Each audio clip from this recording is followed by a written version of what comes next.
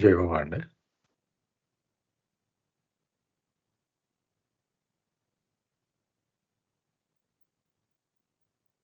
ముందుగా ప్రేయర్‌తో మొదలు పెడతామండి.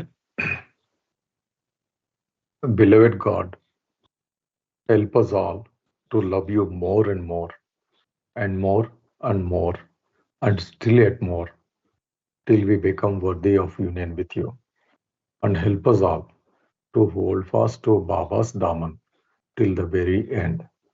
అవతార్ మెహర్ బాబా కి జై. లాస్ట్ సండే మన గోపాలకృష్ణ గారు చదువుతున్నారండి. 2 పేరాలు పూర్తయినాయి అనుకుంటాను. జయబాబా అండి గోపాలకృష్ణ గారు. ఉన్నారా అండి? జయబాబా సార్ ఉన్నాను సార్. ఒక్కసారి మన ఇదేనండి పేరాస్ ఇది? అవునండి, అవును. ఒకసారి ఏమైనా లింకేజ్ ఉంటే బ్రీఫ్‌గా కనెక్టివిటీ చెప్పి లాస్ట్ పేరా ఉందనుకుంటా. 2 పేరాలు అయినాయి. అవునండి, అవును. Okay sir, go ahead sir. Jai Baba. సరేనండి. పేరా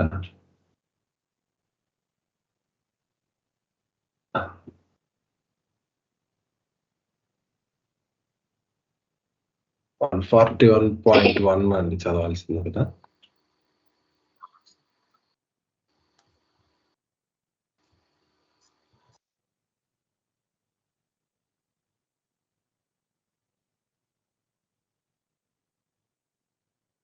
వన్ 141 అండి, కొంచెం ముందుకు 141.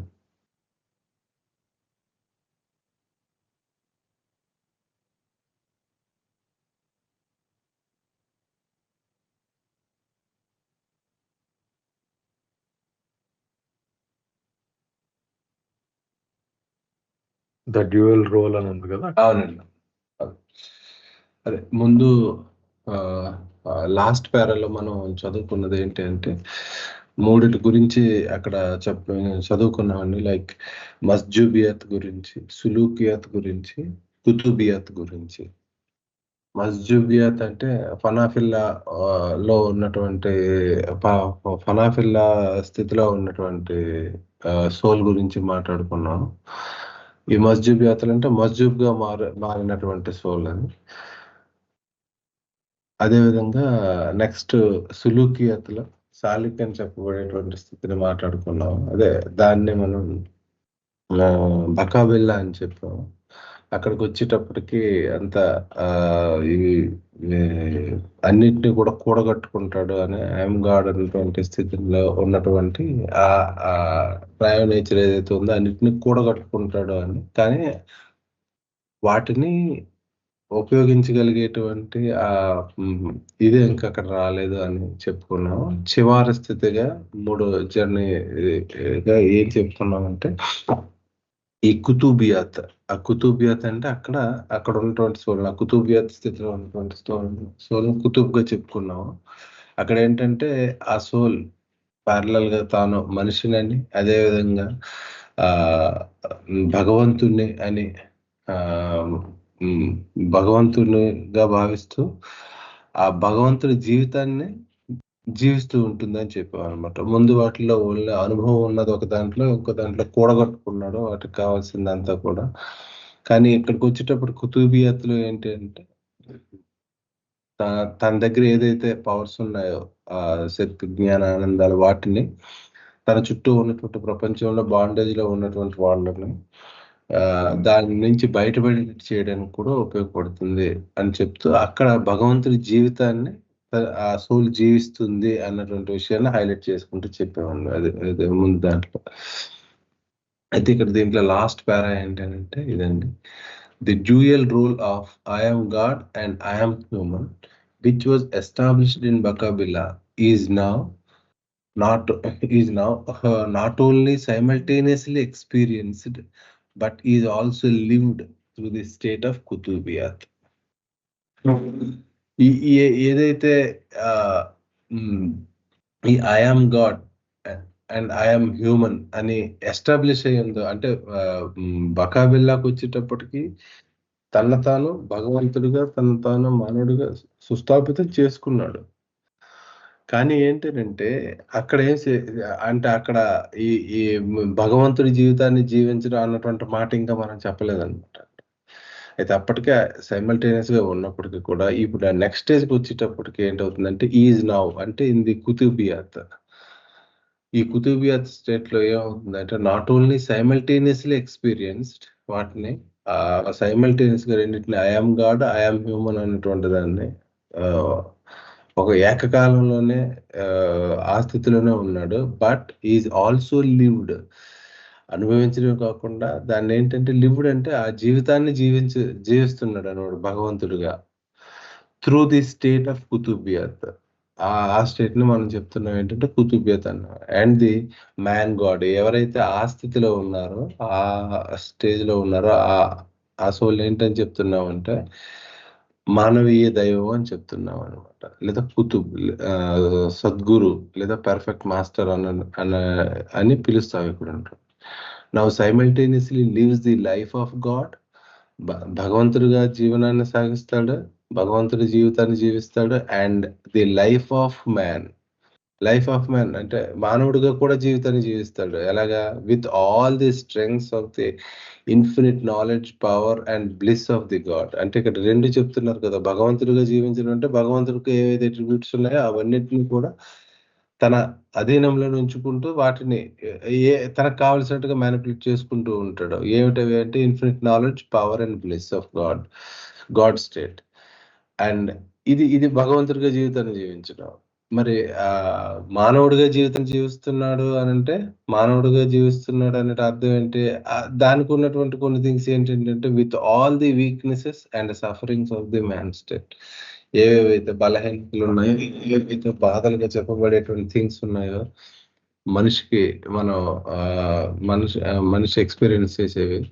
ఒక పక్క వీటితో వీటిని అనుభవిస్తూ మానవుడిగా జీవితాన్ని టు ది ఫుల్లెస్ట్. అదే విధంగా భగవంతుడికి సంబంధించినటువంటి లక్షణత్రయాన్ని కూడా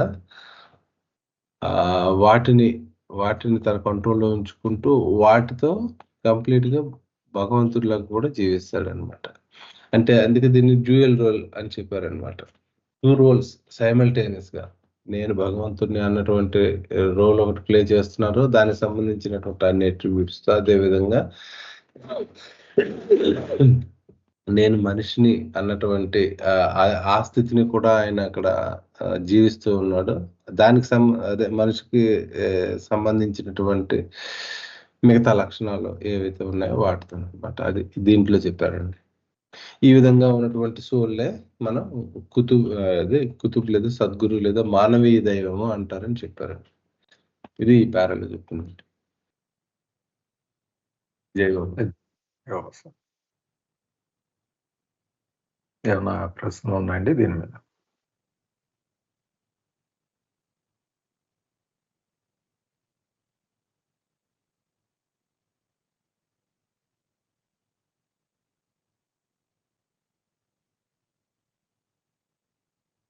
ఓకే. అదే సమప్ చేసే ముందు సార్ నాగేశ్వరరావు షిరీన్ ప్రశ్న వేశాడు. మీరు సమప్ చేయండి. నేను తర్వాత చదువుతాను సార్. అలాగే. సాధారణంగా ఇంకా గమ్యం చేరకముందు మానవుడు అంటాం. మజూబుగా ఉన్నప్పుడు భగవంతుడు అంటాం. అంటే 2 పాత్రలు వేరు. కానీ ఇక్కడ కుతుబ్ అనేటువంటి స్థితిలో ద్విపాత్రాభినయం చేస్తాడు ఏకకాలంలో. Man, God. అది ఇంపార్టెంట్ అన్నమాట ఇక్కడ. అంటే అతనికి 2 రకాల అనుభవాలు ఏకకాలంలో ఉంటాయి. నేను భగవంతుణ్ణి, నేను మానవుణ్ణి కూడా. ఈ 2 ద్విపాత్రాభినయం చేస్తూ ఉంటాడు ఏకకాలంలో. అంచేత భగవంతుడు అనగానే అతని లక్షణత్రయం అనంత జ్ఞానము, అనంత శక్తి, అనంత ఆనందము. ఈ 3 అతనికి అనుభవంలోకి వస్తూ ఉంటాయి. అలాగే ఏకకాలంలో నేను మానవుణ్ణి అనే అనుభవం రాగానే అతని అనుభవాలేంటి? అవి బలహీనతలు, బాధలు. సో, ఈ సద్గురువు అనేవాడు ద్విపాత్రాభినయం చేస్తున్నప్పుడు అంటే మానవ దైవము అన్నారు బాబా. ఇతను ఏకకాలములో భగవంతుని జీవితాన్ని, మానవుడి జీవితాన్ని జీవిస్తూ ఉంటాడు. కాబట్టి అనంత శక్తి, జ్ఞానము, ఆనందమును అనుభవిస్తాడు. బలహీనతలు, బాధలను కూడా అనుభవిస్తాడు. అది ఈ పెర్రలో బాబా చెప్పిన విషయం అండి. జై బాబా సార్. జై వసంత్. ఏమన్నా ప్రశ్నలు ఉన్నాయండి దీని మీద?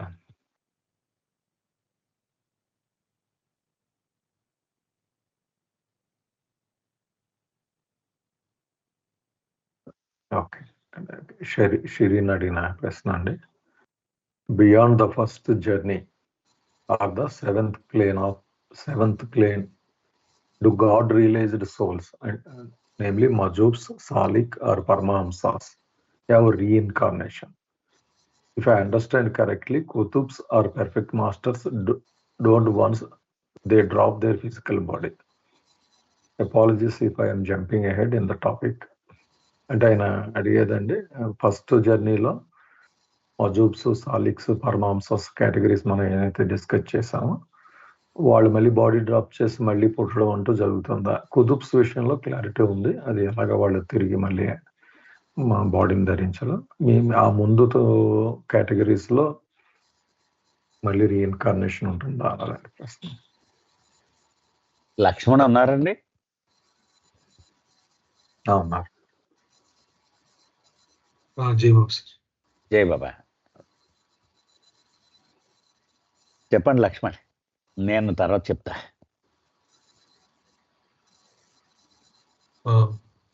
బాబా చెప్పడం ఏంటంటే, ఒకసారి గాడ్ రియలైజేషన్ వచ్చిన తర్వాత తిరిగి వాళ్ళు జన్మ తీసుకోవడం అనేది జరగదు అని చెప్పారు. అది ఎవరైనా కానీ, అది మజ్జూబ్స్ అయినా, పరమహంసలైనా, జీవన్ముక్తులైనా, సద్గురువులైనా సరే. అయితే వీళ్ళు ఈ మజ్జూబ్స్ అనేవాళ్ళు ఒక 3 days ఉంటారు. గాడ్ రియలైజేషన్ వచ్చిన తర్వాత బాడీ డ్రాప్ చేస్తారు. మరి కొంచెం అడ్వాన్స్ అవుతారు పరమహంస స్థితిలో ఉన్నవాళ్ళు. జీవన్ముక్తి స్థితిలో ఉన్న వాళ్ళు ఈ గ్రాస్ కాన్షియస్నెస్ అంటే క్రియేషన్ కాన్షియస్నెస్ వస్తుంది, బట్ వాళ్ళకి డ్యూటీస్ అనేవి ఉండవు. సద్గురువులకి డ్యూటీస్ ఉంటే ఉన్న తర్వాత వాళ్ళు ఎంతకాలం వాళ్ళ డ్యూటీ చేయాల్సి ఉందో ఆ డ్యూటీ పర్ఫామ్ చేసిన తర్వాత వాళ్ళు విడిచిపెట్టేస్తారు. సో అంతేగాని ఒకసారి బాడీ డ్రాప్ చేసిన తర్వాత ఫిజికల్ గా వీళ్ళు తిరిగి మళ్ళీ జన్మిస్తారు అనేది బాబా ఎక్కడ చెప్పలేదు. జన్మించరు అని చెప్పారు కదా. ఇది మనకు అఫీషియల్ గా గాడ్ స్పీక్స్ ప్రకారం ఉన్న ఇన్ఫర్మేషన్.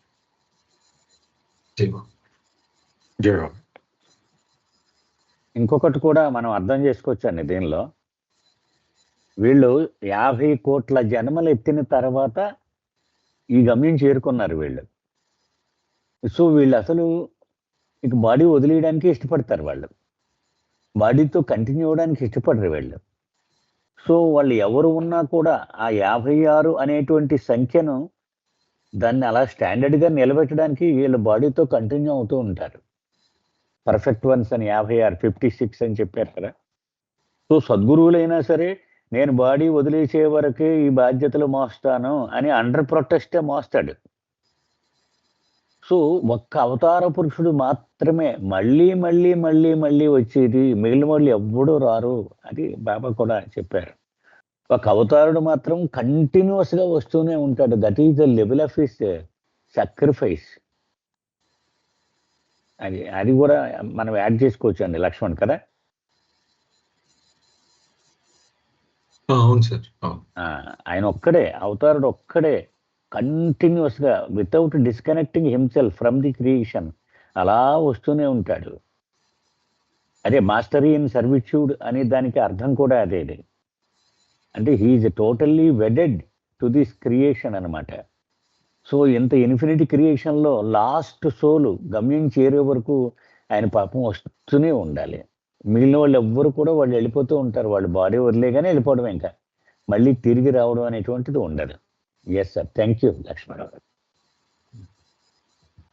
జై బాబా సార్. జై బాబా సార్. జై బాబా Raghupathi. So you want to sir, share the drop screen? the body that is coming down next 4th journey. It is coming now. Baba has explained it. The 4th journey. Now you are in the third journey. Fourth journey, about dropping of the body, that information is there. Sir, shall I share now? I have to read. Shall I share the screen, sir? Yes, sir. Yes, sir.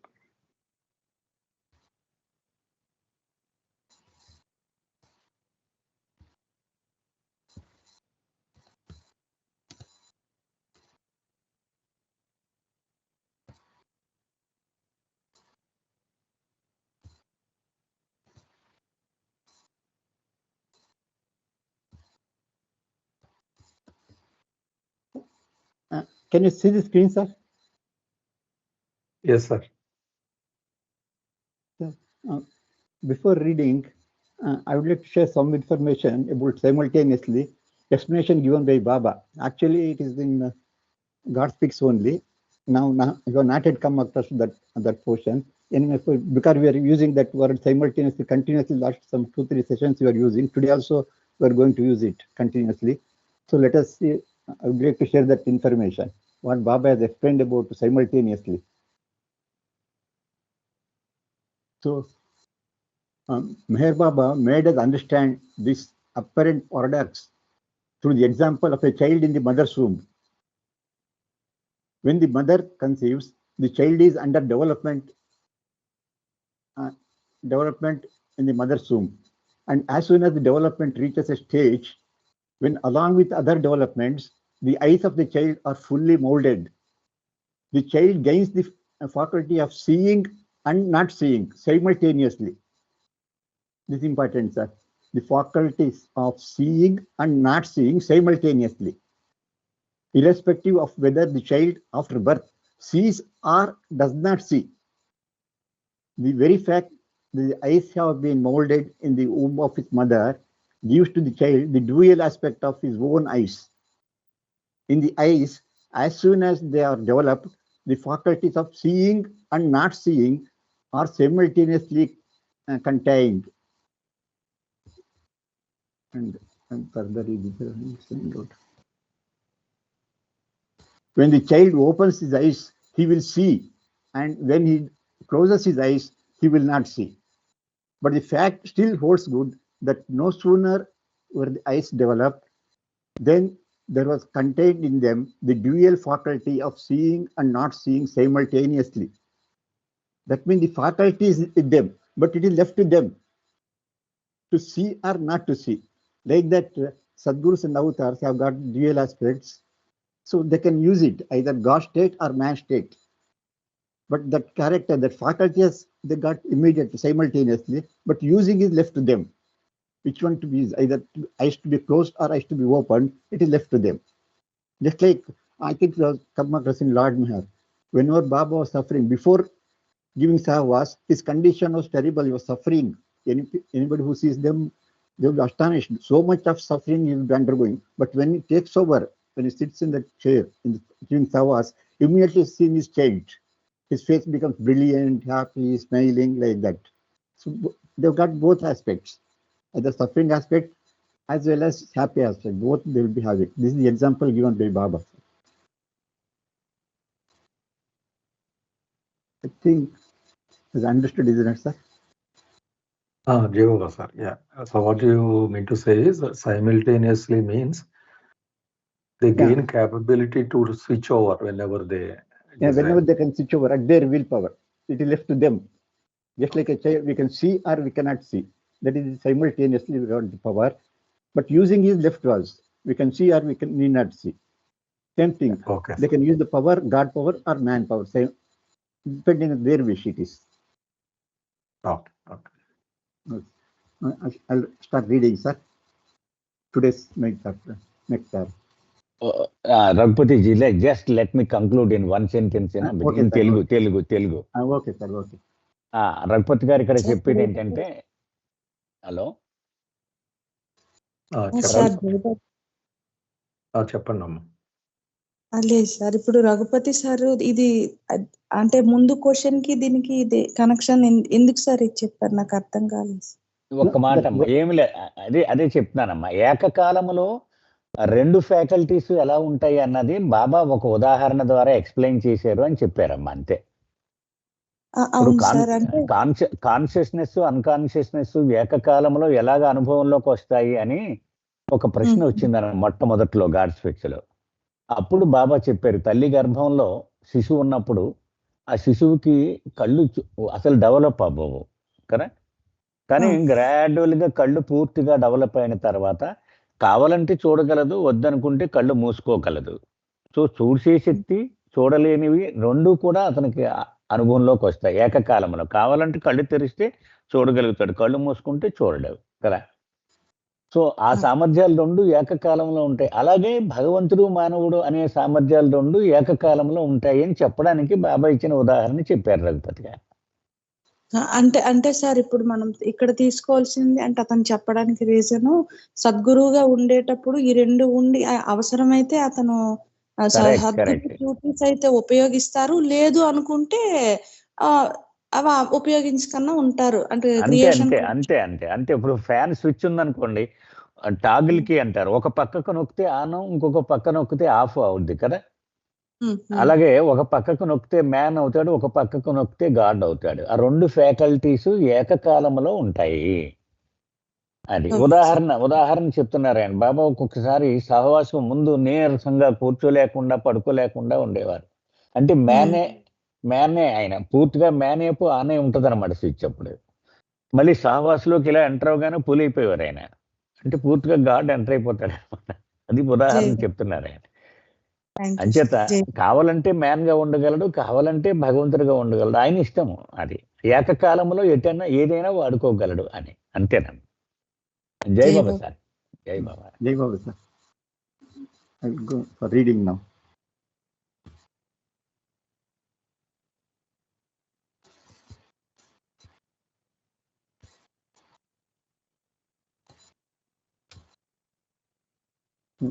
Today I have to read from here.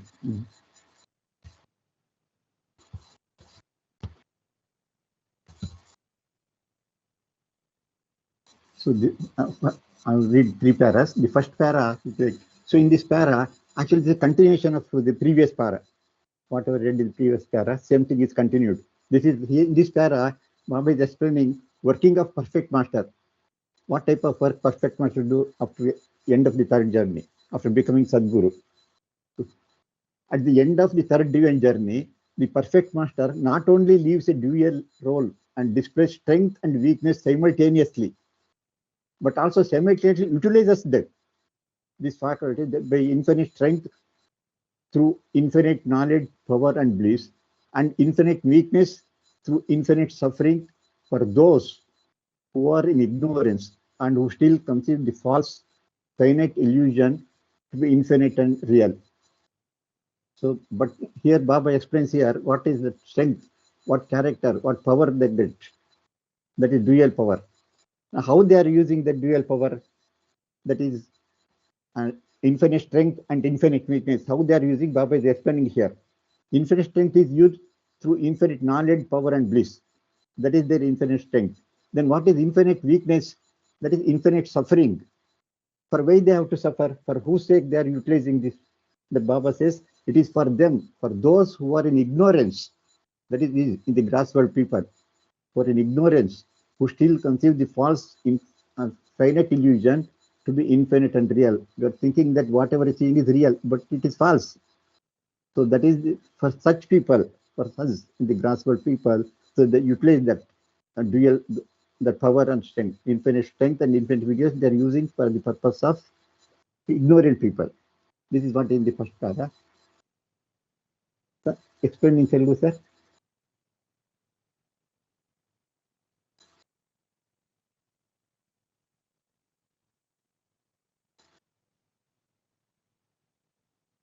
జై బాబా. నేను Any questions?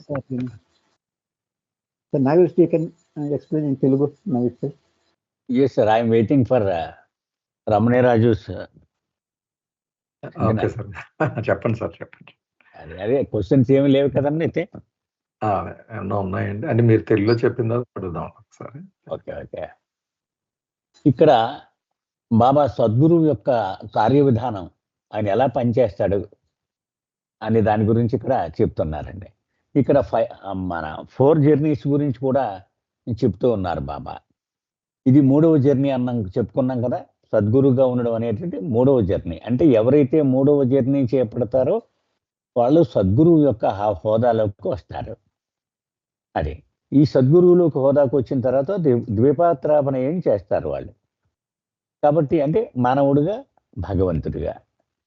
కాబట్టి వాళ్ళు బలాన్ని, బలహీనతను ఏకకాలంలో ప్రదర్శిస్తూ ఉంటారు.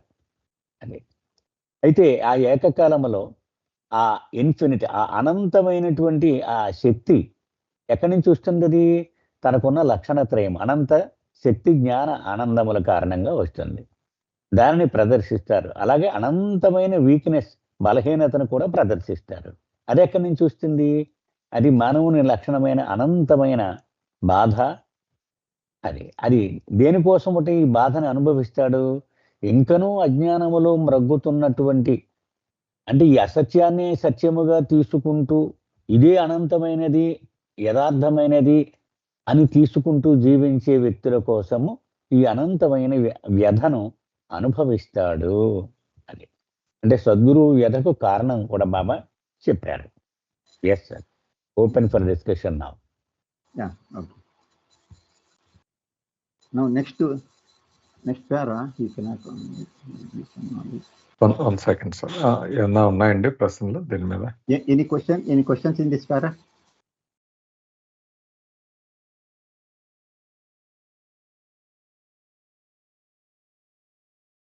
Okay sir, go ahead sir.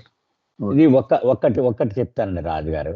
ఇప్పుడు థర్డ్ జర్నీ అన్నారు కదా, మనం గుర్తు పెట్టుకోవాల్సింది ఫస్ట్ జర్నీ అంటే ఏంటి, సెకండ్ ఈ జర్నీలు ఏంటి అనేది కూడా ఒక్కసారి గుర్తు చేసుకుందాం మనం. ఇవన్నీ ఒక ట్యూబులర్ స్ట్రక్చర్లో జీవాత్మలన్నీ ప్రయాణం చేస్తూ ఉన్నాయి అనుకుందాం.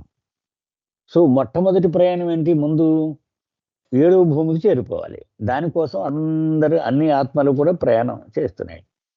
సో 7వ భూమికి అయిపోయిన తర్వాత వెళ్ళిపోతాయి ఆత్మలు. ఆ ట్యూబ్ నుంచి బయటికి వెళ్ళిపోతాయి, ఎగ్జిట్ అయిపోతాయి. ఆ ఎగ్జిట్ అయిపోయినవి అన్నీ ఓన్లీ ఫస్ట్ జర్నీయే చేసినాయి. వాళ్ళకి లిబరేషన్ కానీ రియలైజేషన్ కానీ వచ్చి బయటికి వెళ్ళిపోయాయి అనుకుందాం. 3 రోజుల తర్వాత దేహం వదిలేసి వెళ్ళిపోయారు, వాళ్ళు శాశ్వతంగా నిష్క్రమించేశారు. అలా కాకుండా కొన్ని ఆత్మలు ఇంకా ఈ ట్యూబ్లో కంటిన్యూ అవుతూ ఉన్నాయి. ఇది రియలైజేషన్ వచ్చిన తర్వాత కూడా వాళ్ళు సెకండ్ జర్నీ అన్నారు బాబా. ఈ సెకండ్ జర్నీ ఎప్పుడు ఆగిపోద్ది? అంటే భగవంతుని జీవితాన్ని జీవించడానికి వీళ్ళు ప్రయాణం చేస్తూ ఉన్నారు. ఇప్పుడు దాకా రియలైజేషన్లో భగవంతుని జీవితం ఫనాఫిల్లాయే కదా, బకాబిల్లా ఉండదు. సో 2వ స్థితి బకాబిల్లా దాకా వెళ్ళి బకాబిల్లా తర్వాత వెళ్ళిపోతారు వాళ్ళు. సో వాళ్ళు 2వ ప్రయాణం పూర్తి చేసేసారు, వాళ్ళు ఎగ్జిట్ అయిపోయారు. ఇంకా బకాబిల్లాలో ఉంటూ కూడా కంటిన్యూ అయ్యి సద్గురు స్థితిని పొందడం కోసం ప్రయాణం చేస్తూ ఉంటారు కొంతమంది. ఆ కుతుబియత్తులో వాళ్ళు 3వ ప్రయాణం చేస్తూ ఉన్నారు. 3వ ప్రయాణం ముగిసిందంటే సద్గురు స్థితిలోకి వెళ్ళి కూర్చున్నాడు వాడు. అది చెప్తున్నారు బాబా. అది third journey, end of third journey అంటే అలా గుర్తుపెట్టుకోవాలండి. ఇక 4th జర్నీ ఏదంటే సద్గురువు పూర్తిగా నిష్క్రమించడం, అతను కూడా రెస్ట్కి వెళ్ళిపోవడం. Yes sir. Okay. Next para, here Baba is explaining the characteristic of Jivan Mukta. So how he behaves, what is the power character of Jivan Mukta? That is the end of this second journey, who becomes Jivan Mukta. So here says, in contrast to this state, that is the above state, that is Sadguru state. In contrast to this state, in the state of Bakabilla, that is Jivan Mukta, God experienced his godhood constantly, simultaneously with the continual and constant experience of his manhood. And yet he cannot use the infinite knowledge, power and bliss, and also cannot utilize the infinite weakness and suffering for those in ignorance, because God does not live in the life of God in this state, as in the state of Kutubiyat. So here Baba is explaining about the character of Jivan Mukta. Though he has got everything, infinite power, infinite knowledge, infinite power, bliss, and also he cannot utilize that. The dual aspect, what Sadgurus are using the dual aspect, here he cannot utilize because he is not living the life of God. Whereas Sadgurus are living the life of God, whereas Jivan Mukta, they are not living the life of God, hence they cannot use that dual aspects. This is what he explained in this para. Srinivasam sir మీరు తెలుగులో చెప్పండి sir. Yes sir. అలాగే ముందు ఇప్పుడు 3వ స్థితి చివరిలో సద్గురువుగా అతను ఎలాంటి పనితీరు చూపెడతాడనే చూశాము. మరి దీనిలోకి రాకముందు ఆ స్థితిని ఏమంటారు? కేవలము బకాబిల్లా స్థితిని అనుభవించేవాడు, అతన్నే జీవన్ముక్త అని కూడా అంటాం. అంటే ఏంటి? జీవన్ముక్త అతను సదా భగవంతుని స్థితిని అనుభవిస్తూ ఉంటాడు. అంతేకాకుండా సదా నేను మానవుణ్ణి అనే స్థితిని కూడా అనుభవిస్తాడు. అంటే భగవత్ చైతన్యము, సృష్టి చైతన్యము రెండూ ఉంటాయి అతనికి. కానీ తనకున్నటువంటి భగవంతుని లక్షణత్రయాన్ని కానీ, మానవుడి బలహీనత బాధలను కానీ అనుభవించేటువంటి ఆ అధికారము, బాధ్యత అతనికి అప్పగించబడలేదు. కాబట్టి వాటిని ఇతరుల సహాయం కోసము వినియోగించలేడు. అది కుతుబ్కు మాత్రమే ఆ అధికారం ఉంది. సో కుతుబియత్ స్థితిలో తనకున్నటువంటి సమస్త ఈ శక్తులను వాడగలడు. అలాగే బలహీనతలను కూడా ఇతరుల కోసం వాడగలడు. కానీ ఇక్కడ జీవన్ముక్త అలా చూస్తూ ఉంటాడు. ఇతను కూడా అన్ని సామర్థ్యాలు ఉన్నాయి, కానీ అది ఇంకా అతనికి అధికారం రాలేదు. మనం ఎగ్జాంపుల్ కూడా చెప్పుకున్నాము. ఒక 10 మంది ఐఏఎస్లు కలిపి అలా వెళ్తూ ఉన్నారు అనుకున్నాం. అక్కడ పెద్ద యాక్సిడెంట్ అయిపోయింది. వెంటనే రంగంలోకి దూకి ఆర్డర్స్ పాస్ చేయగలిగిన వాడు ఎవరు? ఆ ప్రాంతానికి డిస్ట్రిక్ట్ కలెక్టర్గా ఎవరికైతే అధికారం ఉన్నదో వాడు మాత్రమే అక్కడ అతను తన అధికారాలను మిగిలిన వాళ్ళు చూస్తూ ఉంటారంతే. ఎందుకని వాళ్ళకి అధికారము కానీ బాధ్యత కానీ లేదు కాబట్టి వాళ్ళంతా. అది జీవన్ముక్తాలకి కుతుబ్కి ఉన్నటువంటి తేడా అని మన గతంలో చెప్పుకున్నాం మనం. జై Baba sir. He is not living the life of God, sir. That's also. అది అంచేత వీళ్ళు భగవంతుడి జీవితాన్ని జీవిస్తున్నారు అని చెప్పలేము జీవన్ముక్తాలు. కానీ కుతుబ్ మాత్రం భగవంతుడి జీవితాన్ని జీవిస్తాడు. అంటే అతడు భగవంతుడిగా మానవుడిగా ఏకకాలంలో అతను జీవించగలుగుతాడు. అది important. Any questions, please?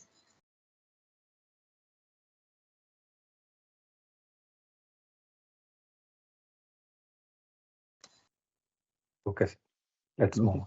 Yeah.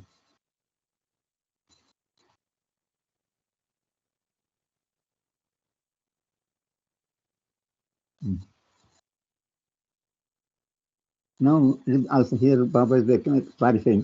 So in this para, Baba is explaining who will take up the third journey, and they work after completing the third journey. So who is capable, who is the empowered? In this para, Baba is explaining who is empowered to take the third journey. So all the souls cannot take the third journey. Then who else can take the third journey? Baba explains. Let us see. It is very, very rare, and it is for only very, very few to begin and to end their third journey in the Kutub or Sadguru state. That means Baba says very, very few. That is destined. So we know that there is only 5 souls can journey take up the third journey at a time. As we know that there will be always 5 Sadgurus in this world. That's only very rare. Only 5 souls can from second journey to third journey they can take. Not all the souls, not all the Jivan Muktas, they cannot take the third journey. Only very, very few. That is limited to only 5 numbers, as we know. In this state, man as God now lives the life of God, that is Sadguru. He now uses the infinite knowledge, power, and bliss that he experiences. He is that God-man or man-God who has brought down the one indivisible existence into many. That is his Sadguru's character. Because Sadguru comes, so he has got, when coming to this grass world, he brings that brought down the one indivisible existence into many. God is one, so that one God power he brings to all, for everything, for all the ignorant people. He brings that power of one indivisible existence into many. God is one, whereas we are all grass people are many. So he brings that one, so that he can help us, help the grass people, ignorant people. And not only that one, he is that man God who brought down independent reality into illusion. That's another thing. That previously God is independent. He is not at all the character. But that comes now when Sadguru comes here, he brings that independent reality into illusion. That is to the grass world. In the real world of God, it is independent God. Whereas here in the grass world, it is illusion. So Sadguru, with him, he brings all these things to the grass world and controls illusion from the divine office of his beyond state, that is Vijnana Bhumika or Mokom-e-Muhammadi. So from which actually one office is required for carrying out work, one office will be raised. Like that, Sadguru also will have an office. It is called Vijnana Bhumika.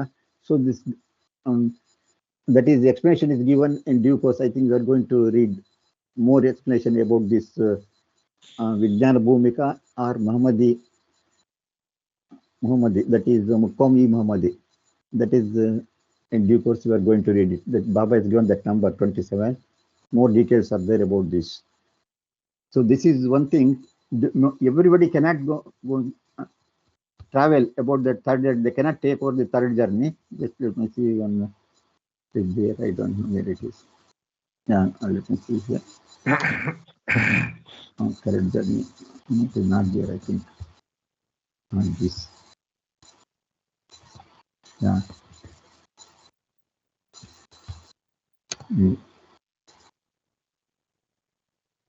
See, this is in this chart. You can see here all the 4 journeys are here.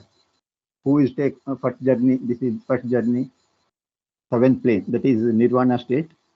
Then first divine journey, completing first divine, that is called Majubs. Majubikam. So what is their character? What is them?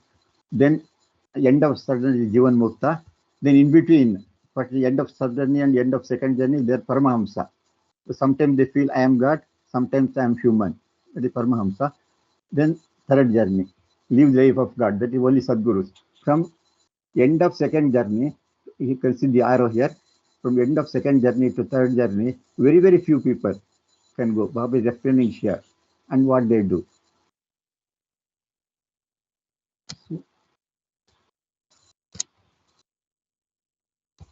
So that is what Baba is explaining in this para.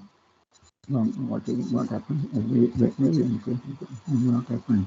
Something is went wrong. Raju గారు మీరు share Okay, sir. చేసేయండి sir. You can explain in Telugu. Yes sir, I will explain it in Telugu. Raju గారు explain చేశానండి. చేయండి sir, చేయండి. అదే ఇక్కడ బాబా ఏం చెప్తున్నారంటే, అసలు ఈ 3వ జర్నీ ఉందే, ఇది చాలా చాలా చాలా చాలా అరుదైనటువంటి ఆత్మలు మాత్రమే ఈ ప్రయాణాన్ని చేపట్టగలవు. మనం ఏం చెప్పుకున్నాము, గాడ్ రియలైజేషన్ వచ్చేసిన తర్వాత మ్యాక్సిమం ఆత్మలన్నీ కూడా 3-4 రోజుల్లో దేహం వదిలేసి అవి శాశ్వతంగా విశ్రాంతి కోసం నిష్క్రమిస్తాయి. బట్ దేహంతో కొనసాగేటువంటివి 56 ఆత్మలే అని చెప్పుకున్నాం, పర్ఫెక్ట్ వన్స్ అని. ఆ 56 మందిలో ఒక్క 5 మాత్రమే వేకెన్సీస్ ఉన్నాయి సద్గురువు సీట్లో కూర్చోవడానికి. ఆ 5 మాత్రమే ఆ ప్రయాణాన్ని చేపట్టగలరు అని మనం చెప్పుకున్నాం. సో ఆ స్థితి ఇదిగో చాలా చాలా అరుదుగా మాత్రమే ఆ ప్రయాణాన్ని ప్రారంభించగలిగినటువంటి ఆత్మలు ఉంటాయి. ఈ స్థితి ఎందుకని, ఈ స్థితిలో భగవంతుడి జీవితాన్ని జీవించడం అనేది ప్రధాన లక్షణంగా ఉంటుంది. అంటే ఏకకాలములో భగవంతుడిగా తన అనంత శక్తి జ్ఞాన ఆనందాలను అనుభవంలోకి తెచ్చుకుంటాడు అని. అలాగే ఏకకాలములో తన బలహీనతలు బాధలు అనుభవంలోకి తెచ్చుకుంటాడు. అతన్ని గాడ్ అండ్ మ్యాన్ 2 పాత్రలు పోషిస్తాడు కాబట్టి. సో మానవ దైవము అంటే మానవుడు భగవంతుడైన వాడు కాబట్టి man God.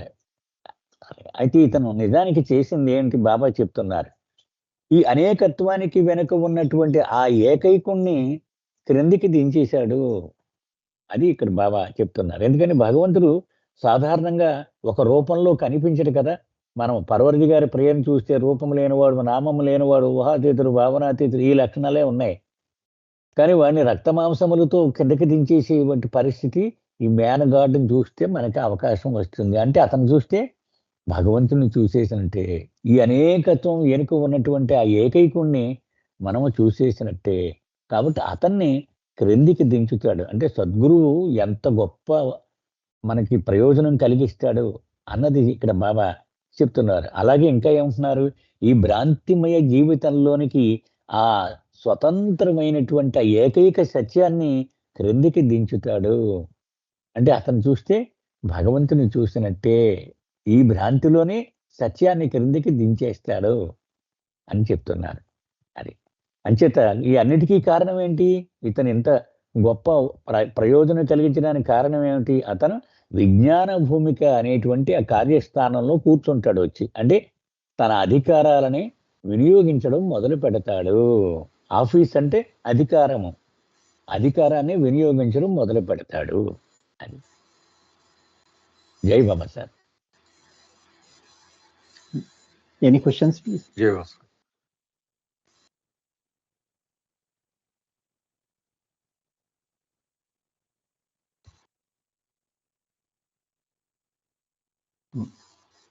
Shall I go? Proceed? Syrian ఏదో క్వశ్చన్ ఇచ్చాడండి Uh, రాజు గారి. one second, Raghupatiji. There is a question from Shirin Meher. How do we understand the role of Jivan Muktas? That is, third journey in the divine journey, as they are not able to help other souls before attaining Kutubiyat. అదే third journey కదండి, second journey కదండి Jeevan Muktas. Sorry, second journey అండి, second journey. Second journey అది చెప్పుకున్నాం sir already మనం. అది క్యూలో ఉంటారు అన్నట్టుగా మనం అనుకున్నాం. అంతే వెయిట్ లిస్టెడ్. అయితే అందరికీ అవకాశం రాదు కదా, వేకెన్సీస్ ఐదే ఉంటాయి కదా. ఇప్పుడు సద్గురు అవ్వాలి అంటే కనుక 5గురికే సాధ్యం. అక్కడ 5 సీట్సే ఉంటాయి వాటికి కదా. సో అయితే ఒకడు చనిపోతే ఇంకొకడు వచ్చి కూర్చుంటాడు. సో జీవన్ముక్తాలుగా ఉన్న వాళ్ళు ఒకడు వచ్చి కూర్చుంటాడు అనుకున్నాం ఇక్కడికి. చేత తక్కువ మందికి, అతి అరుదైన వ్యక్తులకు మాత్రమే ఇక్కడ అవకాశం వస్తుంది. మిగిలిన వాళ్ళంతా జీవన్ముక్తగానే ఎగ్జిట్ అయిపోతాడు అనమాట. ఓకే అండి, ఓకే. జయబాబా అండి, ఇప్పుడు ఈ 56 మందిలో 5 డ్రాప్ చేస్తే మళ్ళీ 56 మందిలోనే మళ్ళీ పెర్ఫెక్ట్ మాస్టర్ అవుతారండి, లేకపోతే గాడ్ రిలీజన్ ఎవరైనా డైరెక్ట్ పెర్ఫెక్ట్ మాస్టర్ ఛాన్స్ ఉందండి? ఆ 56 ఇప్పుడు స్టాండర్డ్ అండి. అవునండి. అప్పుడు 5 పెర్ఫెక్ట్ మాస్టర్ డ్రాప్ చేస్తే అనుకోండి, మళ్ళీ మిగతా ఈ 51 నుంచి పెర్ఫెక్ట్ మాస్టర్ అవుతారా? అంతే కదా సార్. ఇప్పుడు మనం మామూలుగా మన ఉద్యోగాల్లో వేకెన్సీ చూడండి.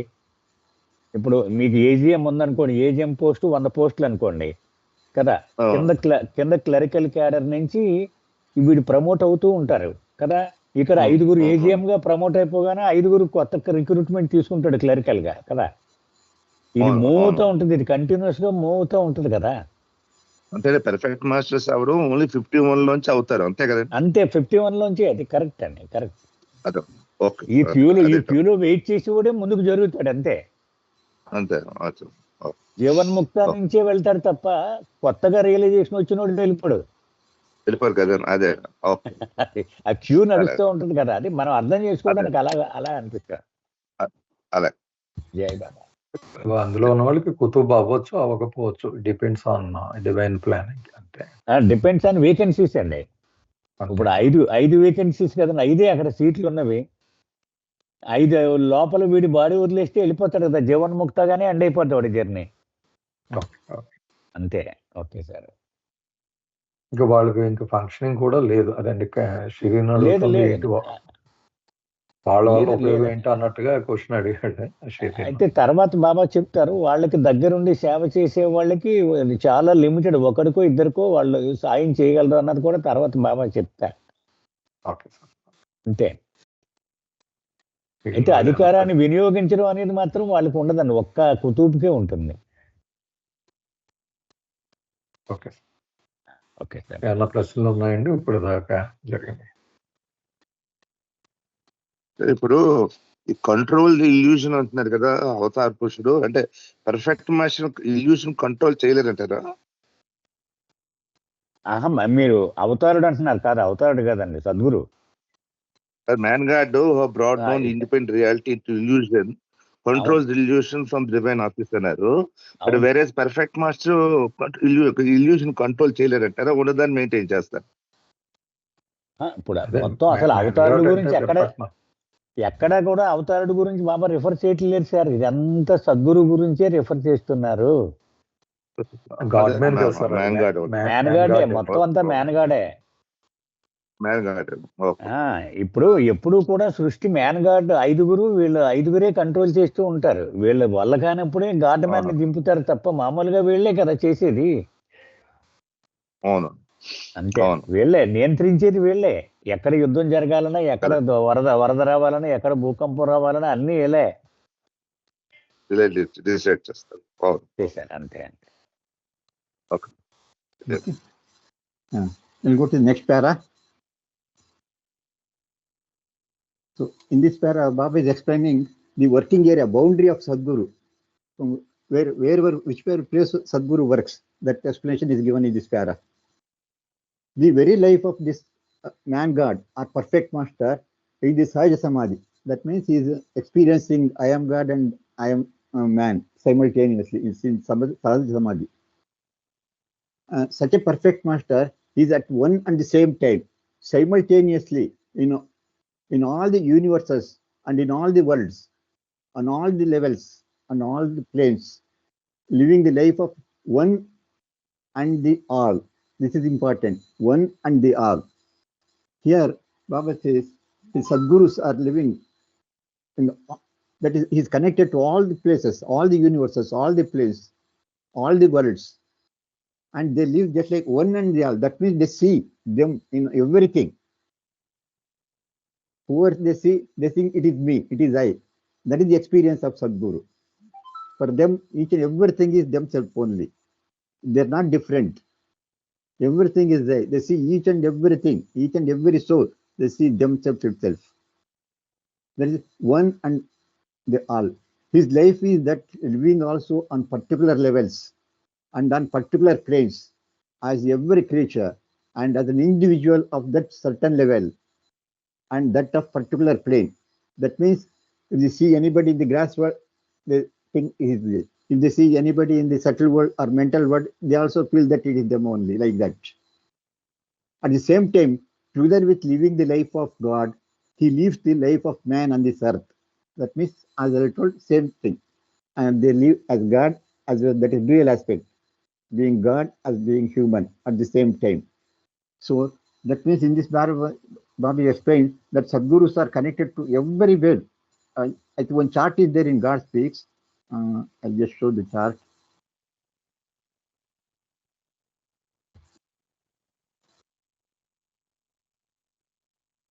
You can see the chart here.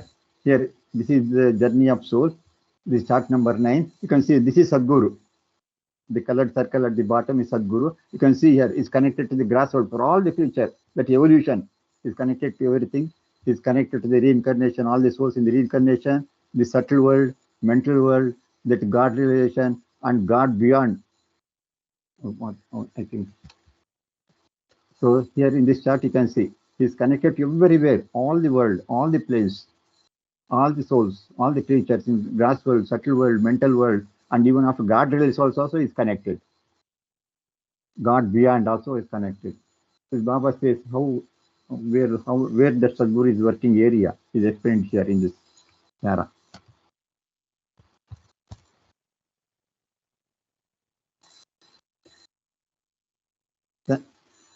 Translate, sir.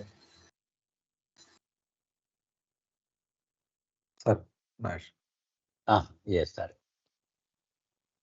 ఈ పెరలో బాబా సద్గురువు యొక్క కార్యవిధానాన్ని ఇంకా విస్తృతంగా ఆ పరిధితో సహా ఆయన వివరించి చెప్తూ ఉన్నారు బాబా. ఈ సద్గురువు యొక్క జీవితమే సాక్షాత్తు సహజ సమాధిగా ఉంటుంది. ఆ సహజ సమాధి అంటే అది ఎటువంటి పరిస్థితో తర్వాత లైన్లో బాబా ఎక్స్ప్లెయిన్ చేస్తున్నారు. అంటే ఏకకాలములో సర్వము అయిపోతాడు ఆయన. అంటే అన్ని యూనివర్సెస్, అన్ని ప్రపంచాలు, అది లక్ష్మణ్ ఒకసారి యూనివర్సెస్ వరల్డ్స్ గురించి ఒక్కసారి చెప్పరా, తర్వాత నేను కంటిన్యూ చేస్తాను.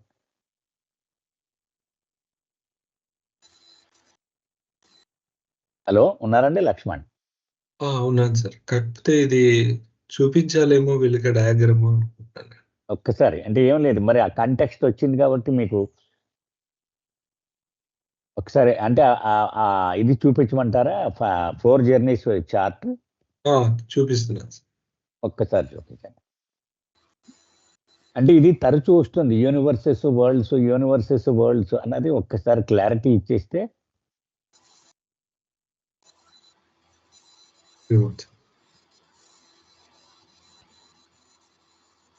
సార్ షేర్ చేశారు మీరు.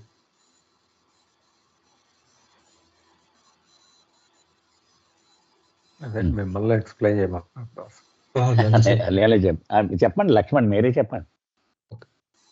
అదే అండి, బాబా మనకి స్టార్టింగ్ లో కూడా ఇప్పుడు ఏ కాన్షియస్నెస్ ఉంటే ఎలా ఉంటుంది మాట్లాడుతూ ఒక దగ్గర ఒకసారి బాబు గారు అడిగారు ఈ క్వశ్చన్.